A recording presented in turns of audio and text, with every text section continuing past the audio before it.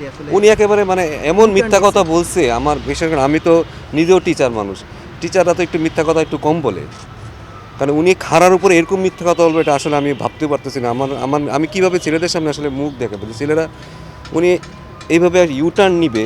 উনি একটা শিক্ষক মানুষ, ঢাকা ইউনিভার্সিটির শিক্ষক উনি, মানে একটা আমার দেশের সর্বোচ্চ বিদ্যাপীঠের একজন মানুষ, উনি এইভাবে মিথ্যা কথা বলবে এটা আসলে আমরা আসলে মানতে পারতেছি না। আমার মানাটা আসলে একদম সরাসরি বলছি, বাংলাদেশকে মিস করছেন কিনা উইকেট দেখে? ভাই ক্যামেরায়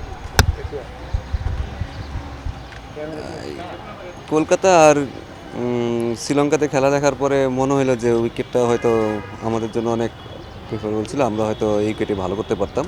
খেলার যেরকম মান যাচ্ছে সেই অনুযায়ী আমার কাছে মনে হচ্ছে যে এখানে আমাদের ভালো করার অনেক সুযোগ ছিল। তো এখন আফসোস করে তো আর লাভ নাই, বাট অ্যাজ এ টি-20 টিম আমাদের টিমটা অনেক গোছানো ছিল এবং এই ওয়ার্ল্ড কাপটা ঘিরে আমাদের অনেক স্বপ্ন ছিল। বাট আমার মনে হয় যে উইকেটটাও আমাদের ফেভারে ছিল। তো সব দিক দিয়ে আমার মনে হয় যে আমাদের ভালো করার সুযোগ ছিল, বাট এখন তো হয় না, আর একটা নিয়ে ভেবেও লাভ নেই আমাদের। সালাউদ্দিন ভাই, এখন তো সামনে আমাদের সামনে ওয়ানডে বিশ্বকাপ আসলে বিসিএল দিয়ে আসলে শুরু হচ্ছে। সর্বোপরি আসলে আমাদের ওয়ানডে বিশ্বকাপে আসলে জবাব দেওয়ার জায়গাটা কি বেশি থাকছে কিনা, কারণ যেহেতু আমরা টি-20 ওয়ার্ল্ড কাপটা খেলতে পারলাম না।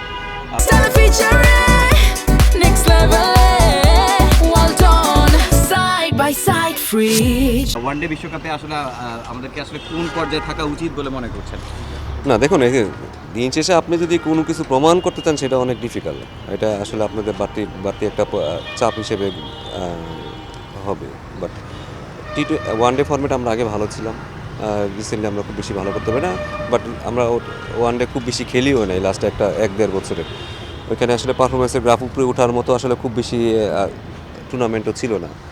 হয়তো আপনি কোনো টুর্নামেন্ট ভালো করবেন, কোনো টুর্নামেন্ট খারাপ করবেন, বাট আপনি যখন জানবেন যে আপনার পরবর্তী খেলাটা সামনে 2 মাস পরে আছে, আপনি আসলে প্ল্যানিং করতে পারেন। যেহেতু আমাদের লাস্ট ইয়ারটা খুব বেশি টি-20-র মধ্যেই ছিল, ওয়ানডে খুব বেশি টুর্নামেন্ট খেলি নেই, তখন আসলে পারফরমেন্স গ্রাফটা আপনি মেজার করতে পারবেন না।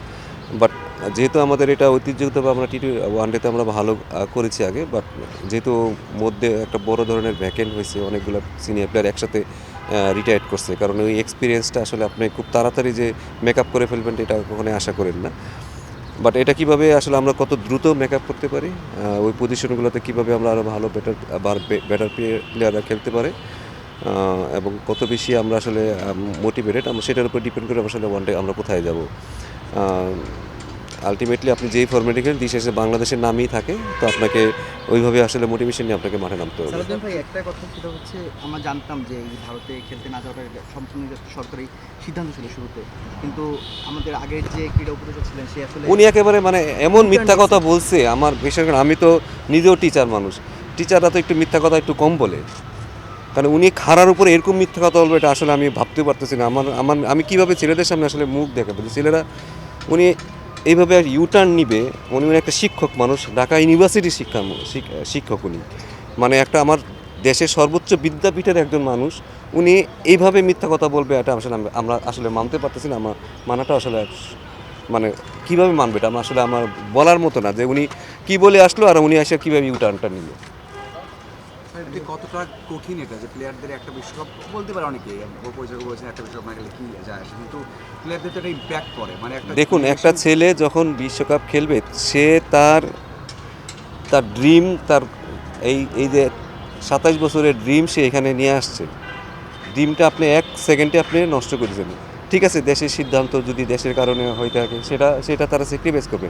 বাট যদি বলেন ক্ষতির কথা বলেন, শুধু পার্সোনাল ক্ষতির কথা আমি বলবো না, পার্সোনাল ক্ষতি একটা ছেলে মানুষের ড্রিম আমি স্বপ্নটা শেষ করে দিচ্ছি। আমি তো জানি আমার 2টা প্লেয়ার কোমাতে চলে গেছিলো, সে 5 দিন ধরে কোথায় বলে হারাই গেছিলো, তারে যে আমরা ওই যে টুর্নামেন্টে মাঠে ফিরে আনতে পারছি ওইটাই বেশি। আমার মনে হয় এটাই সবচেয়ে বড় সাকসেস কোচিংয়ে আমার জীবনে, যে সে মাঠে আসছে এসে আবার রান করছে। একটা মানুষ তো অনেক বছর ধরে স্বপ্ন দেখে একটা ওয়ার্ল্ড কাপ খেলবে, ঠিক আছে, শুধু এখানে তো টাকা পয়সা তো একটা ফ্যাক্টর, ওইটা একটা ছোট ফ্যাক্টর। কারো আসলে যে ওয়ার্ল্ড কাপটা সারাটা জীবন স্বপ্ন দেখে আসছে সে একটা ওয়ার্ল্ড কাপ খেলবে। এটা শুধু একটা প্লেয়ারের নাকি একটা বলতে পারেন যে 2 বছর মানে গ্যাপ করলে আবার হয়ে যাচ্ছে, মানে এটা একটা দেশেরও মানে প্রজন্মের জন্য একটা আত্মবিশ্বাস থাকে বা জানা থাকে, মানে না আমার ব্যক্তিগত চিন্তা থেকে ওটা থাকে কিনা যে একটা কোনো দেখলো খেলা। দেখুন, আমি দেশের স্বার্থে আমিও অনেক কিছু স্যাক্রিফাইস করতে রাজি আছি, ছেলেরাও রাজি আছে, বাট আমি কি ছেলেটার উপরে হাতটা বুলাই দিছি? বাবা তোমরা খেলতে পারতেছো না এই কারণে একটু সুন্দরভাবে কমিউনিকেশন করে আমার মনে হয় তাহলে কি অনেক কিছু মানা যায়। কারণ দিন শেষে তো শুধু আর্থিক বলেন স্টারাজ বলেন অনেক কিছু এখানে ম্যাটার করে, ঠিক আছে। আমাদের ওদের পাশে থাকাটা খুব বেশি জরুরি ছিল। আমার যেই টুর্নামেন্ট হয়েছে আমি একটা দিনও টেকনিক্যাল কোনো কথাই বলি না ওদের সাথে, কারণ আমার পক্ষে আসলে তাদেরকে বোঝানোটা সম্ভব না, কারণ তারা মাঠে ফিরানোটা হচ্ছে আমার সবচেয়ে বেশি আসল কাজ। এখন মাঠে ফিরেছেন কিন্তু কত কঠিন তাদেরকে মানে মোটিভেট, অনেকে ভাববে যে ওই যে ম্যাচ খেললাম না 3টে ম্যাচ বা 4টা ম্যাচ, কিন্তু ওদেরকে যে ওদের মোটিভেট করা মানে আবার নেক্সট ওয়ার্ল্ড কাপে তৈরি করা, এটা কি একদম বলা ইজি নাকি সবসময় এটা একটা ইম্প্যাক্ট করবে? দেখুন এক একটা মানুষ এক এক রকম, হয়তো কেউ খুব তাড়াতাড়ি রিকভার করে ফেলবে, কেউ হয়তো এটাকে অনেক ওপেন মাইন্ডে নিবে, যার গ্রোথ মাইন্ডসেট আছে সে হয়তো তাড়াতাড়ি নিবে, যাদের আসলে অনেকে ফিক্সড মাইন্ডসেট আপ থাকে, মাথা একটা দিকে চলে, তাদের জন্য অনেক ডিফিকাল্ট। ফার্স্টেশন তারা আসলে সহজে ওইখান থেকে নিতে পারবে, মানে ওইটা ফার্স্টেশন তার বাড়তেই থাকবে। বাট সবার মেন্টালিটি তো একরকম না, কেউ এটা বললাম না পজিটিভ নিবে, কেউ নেগেটিভ নিবে, কারো হয়তো জীবন পুরাটাই চেঞ্জ হয়ে যেতে পারে, এটা আসলে বলাটা বহুত মুশকিল। লাস্ট কোশ্চেন মানে সেটা হচ্ছে রিসেন্ট টাইমে আমরা দেখছি যে প্লেয়ারদের নিয়ে দর্শকেরও একটা খুব বাজে পারসেপশন তৈরি হয়েছে। দালালদের ওয়ার্ড শুনতে হয়, মাঠে নামলে অনেক কথা শুনতে হয়, গালি শুনতে হয়, অনেকে তো অনেক এগ্রেসিভ ইয়ে নিয়েও আসে। যখন মিরাজ নামলো তখন দেখেছেন যতই খারাপ হোক এর আগে কখনো এই দৃশ্য বাংলাদেশে দেখা যায়নি। যতই খারাপ হোক সাকিব তামিম কিন্তু অনেক কথা হয়েছে, তারা দুজন মাঠের মধ্যেও এগ্রেশন দেখিয়েছে, কিন্তু এইরকম দেখা যায় না। মানে এই দায়টা আপনি কার মনে করেন, যে দর্শকের, প্লেয়ারদের, নাকি বোর্ডের, না আমাদের? আর এটার সমাধানটা কি? এটা তো আসলে আমরা সবাই, আপনারা এর মধ্যে বাকি না, ঠিক আছে, আপনারা এর মধ্যে বাদ যান না, কারণ উস্কানিটা আপনারা শুরু করেন মাঝে মাঝে। তো আমার মনে হয় যে এটা আসলে আমাদের শিক্ষার ব্যবস্থা আমাদের খুবই খারাপ। এত শিক্ষিত জাতি হিসেবে আমরা আসলে কখনোই প্রমাণ করতে পারিনি, এটা আসলে কবে প্রমাণ হবে আমি জানি না। তো সবারই আসলে শিক্ষার খুব দরকার। ওই এডুকেশন সিস্টেমটা আমার খুব মনে হয় যে খুব ভালোভাবে পরিচালনা করা উচিত। কারণ আপনি যখন 6-এ পড়েন, আপনি যখন 7-এ উঠছেন, 6-এর বই আপনি একটা প্রশ্ন আসলে কিন্তু আপনার লিখতে পারবেন না, কারণ আমার সিস্টেমই খারাপ, কারণ আমি কিছু শিখি নাই আসলে, আমি খালি বইটা পড়েই লিখছি। তো শিক্ষা ব্যবস্থাটা যদি যতদিনে বেটার হবে ততদিন হিসেবে জাতি হিসেবে আমরা কখনো বেটার হব না। এই যে বিশ্বকাপের ওয়াইডার ইমপ্যাক্ট কি দেখেন পুরো বাংলাদেশে? ওইটা আমি কথা বললাম। ইয়া ওয়ার্ল্ড কাপ নিয়ে কিছু বলতে আর নেক্সট আমাদের যে অ্যাসাইনমেন্ট ওটা ওয়ানডে ওয়ার্ল্ড কাপই।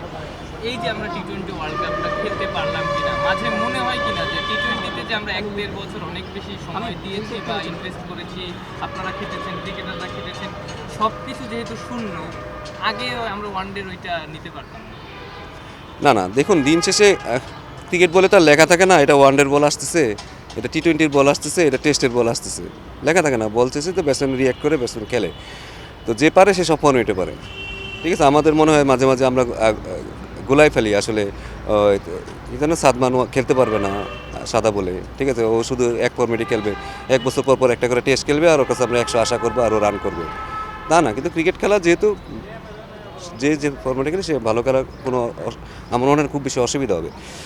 বাট হয় কি এক্সপিরিয়েন্স একটা বড় ফ্যাক্টর।